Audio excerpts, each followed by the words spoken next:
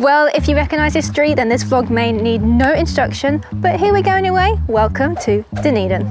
Dunedin is located near the bottom of the South Island of New Zealand, and while it is probably known more for its wild student party scene, it is also home to a great selection of street art, fantastic cafes and eateries, as well as an abundance of biodiversity, making it the wildlife capital of New Zealand.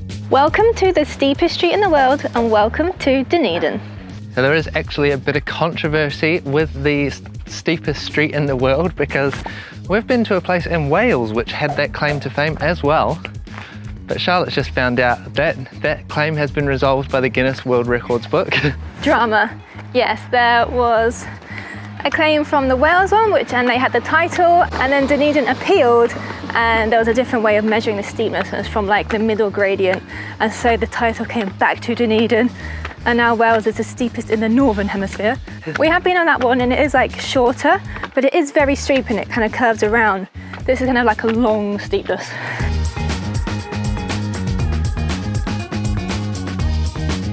But I can see the parking, they've actually removed the parking on this part of the street because I'm guessing they probably had too many handbrake failures. It's very, very steep. But there's a B&B up here as well, so you can get some accommodation. But I guess for the people that live on the street, they must be used to all these people visiting every single day. We made it to the top and we have ticked off one of the best things to do in Dunedin, and now we're going to jump in the car and have a quick 10-minute drive to another top thing to do in Dunedin.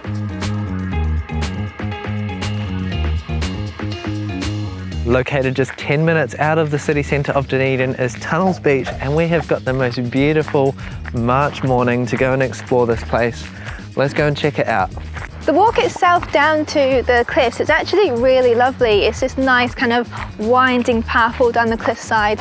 Today is perfect conditions. Imagine if it's windy, it'd be a little bit blustery here, but it's really, really beautiful and relaxing, and you wouldn't think you were just outside the city centre.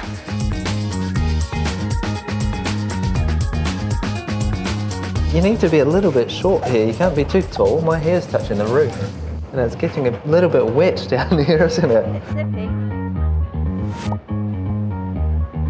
Well, how cool was that? We have just come out of that hole in the sandstone cliff here. Someone has carved that out just to get down to the beach here.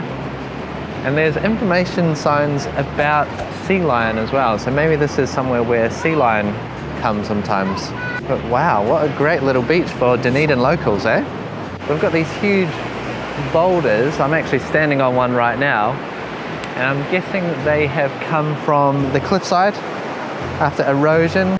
Some of this beachside sandstone is just like slices of cake, actually. They're just like cut straight down the walls. Pretty clear-cut erosion there. But what a interesting place.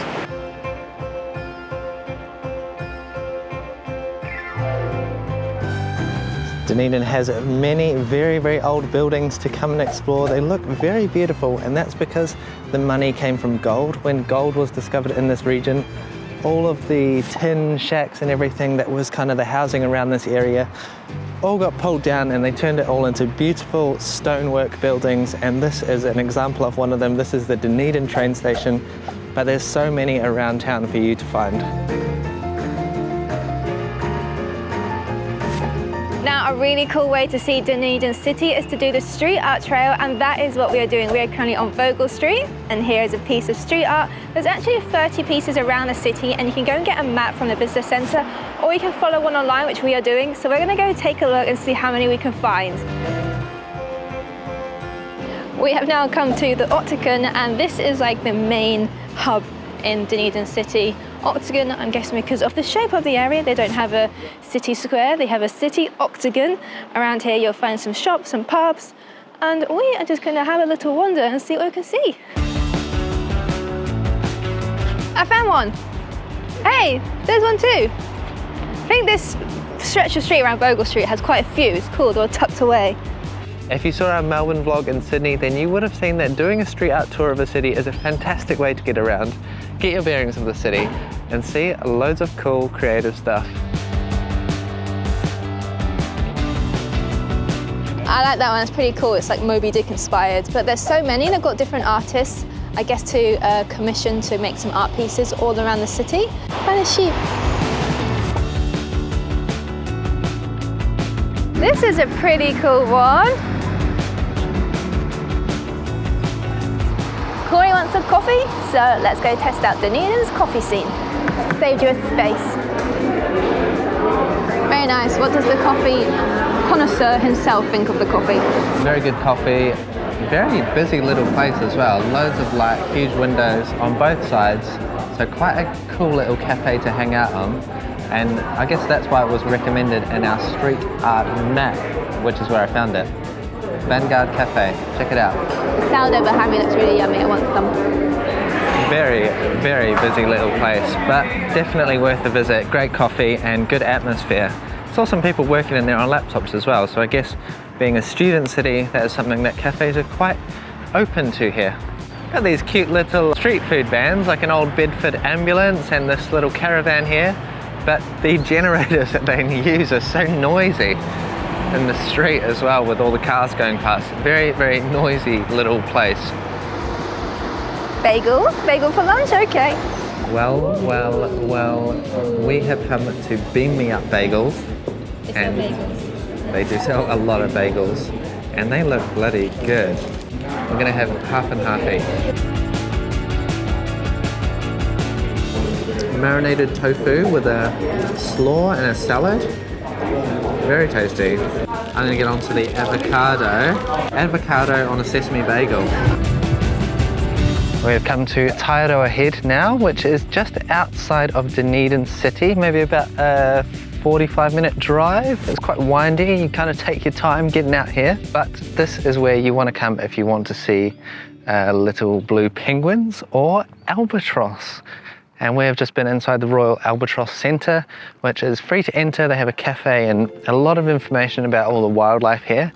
It seems like this is the place to come if you want to see some wild New Zealand animals. And we can see from the car park some albatross just gliding around the sky. So we're going to get some shots of those, and maybe we can muster up some facts that we learned inside the Royal Albatross Centre. There's albatrosses flying above our head, and they're absolutely massive. Very exciting. Everybody's like, whoa, when it goes past, because when it's kind of like out slightly in distance, you just think it looks like a seagull, but when it comes right close, you're like, wow, there's a big birdie. Is he coming back? Where did he go? There he is. Now, the wingspan of the Royal Albatross can get up to 3 meters across, which is much taller than me. But I'm gonna get my zoom lens out. We'll see if we can get some good shots of these puppies.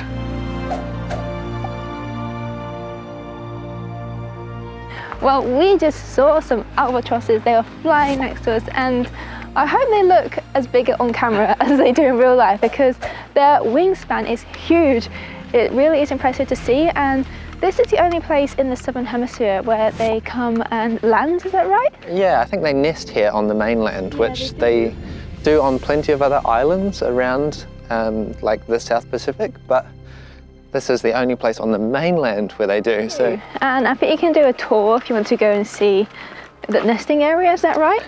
Yes, yeah, you can go to the Royal Albatross Centre and get a tour. I think it's about $50. They do have a live webcam stream. Oh, there's one above us right now. Woo! I think that was like, what, big as me?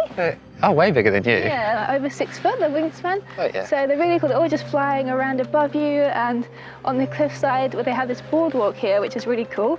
So you can walk right on the cliff's edge, and they're just flying past. But yeah, they do have a nesting camera, which you can view on the Department of Conservation website. I think if you just put in Royal Albatross nesting live stream, you should come up on Google, and yeah, you can see them just from anywhere in the world, which is quite cool. They don't even really flap, they just have such a wide wingspan, they're just floating. They just like, look so relaxed. They just keep coming and wee, then back around. They've got like this little loop they do here. Yeah, these guys are the masters of long distance flight. They can fly up to 500 kilometers. I think even recorded distances go up to 1,000 kilometers in a single day. They go out and feed in the middle of the ocean at night time, because that's when like their food supply comes to the top of the water. When it gets a bit darker, they eat like squid and things like that. And then they bring it all back and feed it to their chicks here at the nesting site. Now, if you drive for about an hour north of Dunedin, you will come to a place called Moeraki, and here you can find the famous Moeraki Boulders. We've actually lucked out and we've come here at low tide so we can see all the boulders on the beach. Let's go and check them out. Here we can see one of the boulders, which is just coming out of the cliff actually, and I think that's where all the rest of them have come out of, is this cliffside here. They've been compressed in a way which has formed a hard round object, and then as the cliff has eroded away, they've become exposed and ended up down on the beach here.